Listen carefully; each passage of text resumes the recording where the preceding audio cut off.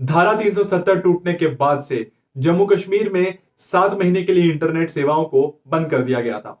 और जब इंटरनेट सेवाओं को शुरू किया गया तो उसके लिए एक लिमिट रख दी गई, उसके लिए स्पीड लिमिट रख दी गई कि 2G से ज्यादा की स्पीड जम्मू कश्मीर के लोगों को इंटरनेट में नहीं दी जाएगी।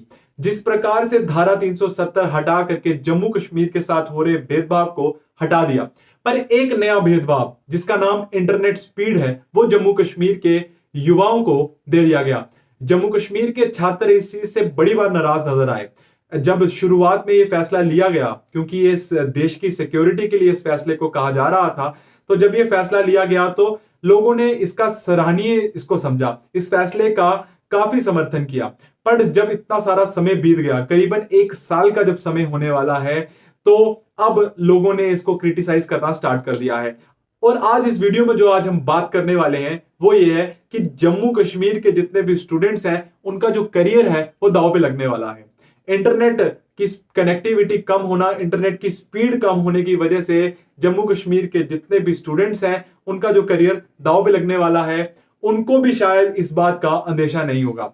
तो आज हम इस वीडियो में बात करेंगे कि क्या प्रॉब्लम्स जम्मू कश्मीर के स्टूडेंट्स ने पहले फेस की और क्या बड़ी प्रॉब्लम्स जम्मू कश्मीर के स्टूडेंट आगे फेस करने वाले हैं।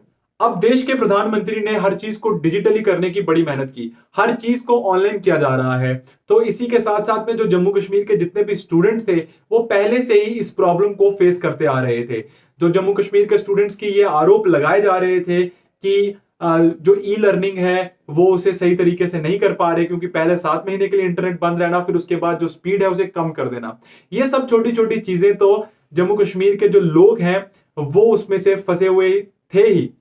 पर अब जो नई बात बीच में आ रही है वो कोरोना वैश्विक महामारी है। जो कोरोना एक ऐसा पेंडेमिक बीच में आ गया है, उसने लोगों को फंसा दिया है। तो इस बीमारी से बचने के लिए जब देश में लॉकडाउन लगा दिया गया तो विश्वविद्यालय हो, स्कूल हो या कॉलेजेस हो, उन सबको बंद करना पड़ा। तो उसके साथ साथ में ही एचआरडी मिनिस्ट्री ने यह कहा कि स्कूल कॉलेज की जो पढ़ाई है उसमें बिल्कुल भी बाधा नहीं आने देंगे, हर कुछ ऑनलाइन किया जाएगा। तो ऑनलाइन किया जाना शुरू भी हो गया।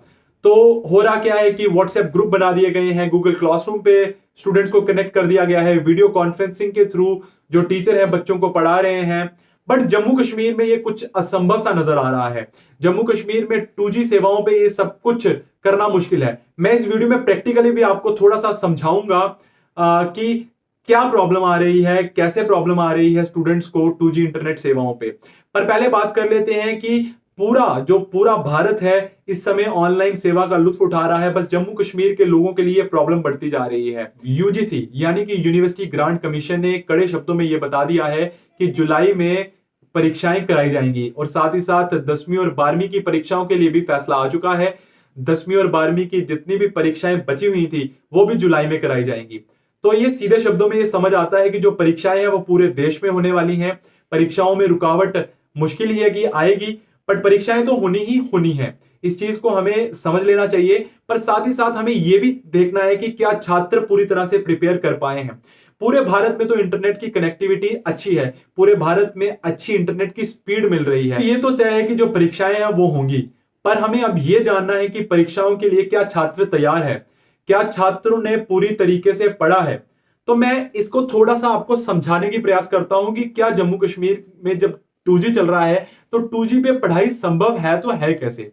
तो देखिए मैं आपको बताता हूं, जम्मू कश्मीर में भी जो व्हाट्सएप ग्रुप्स बना दिए गए हैं, क्लासरूम्स बना दिए गए हैं, कहीं ना कहीं कोशिश भी की जा रही है वीडियो कॉलिंग के थ्रू बात करने की। पर जो एक वीडियो कॉलिंग जो लेक्चर 1 घंटे का होना चाहिए उसको शायद 3-3 घंटे भी लग सकते हैं ऐसे समय में, क्योंकि जब सभी स्टूडेंट्स को कनेक्ट होना है, कभी एक कनेक्ट हो पा रहा है, कभी 2 कनेक्ट हो पा रहा है। मतलब कि ये सब चीजें पॉसिबल ही नहीं समझ आ रही हैं।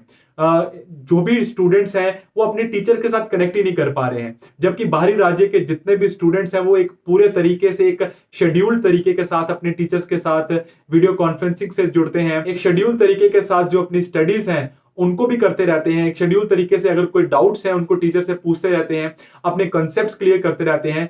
वही सब चीजें जम्मू कश्मीर में हो पाना असंभव हो रही है।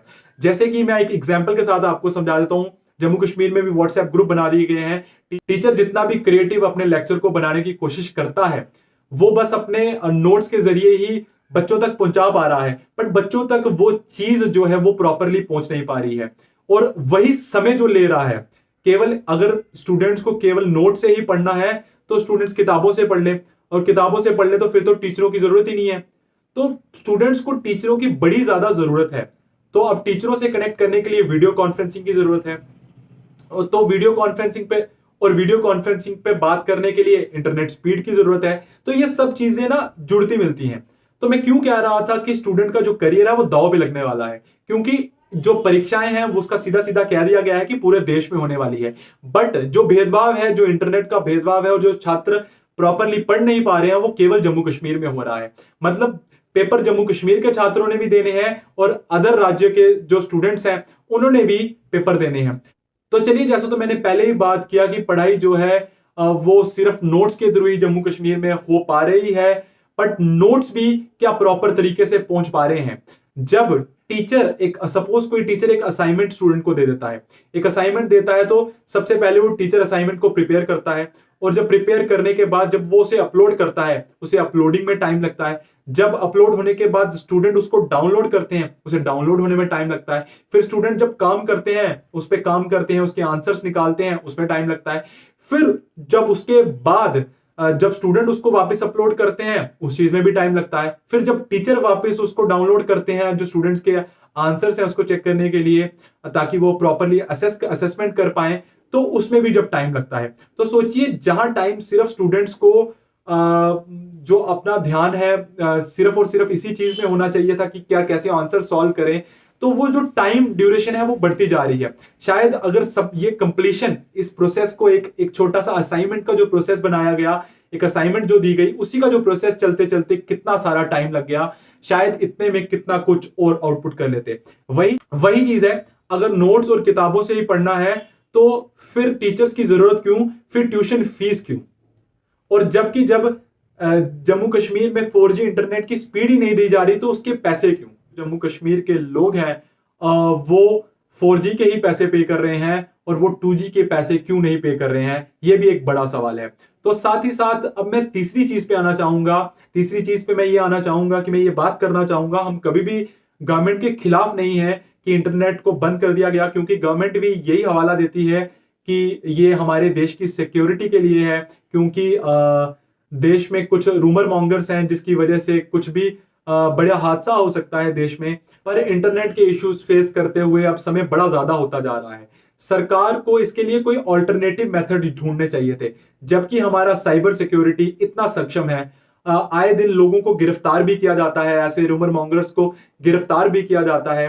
तो फिर क्यों अभी तक सरकार इसका ऑल्टरनेटिव नहीं ढूंढ पाई, जबकि हमारा साइबर सिक्योरिटी एकदम सक्षम है।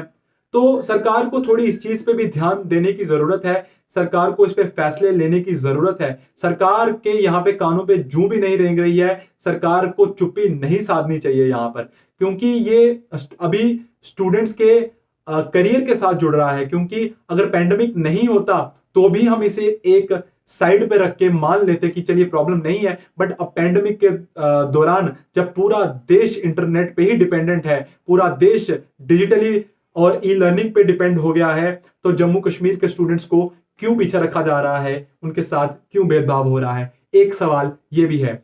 आपकी क्या राय है?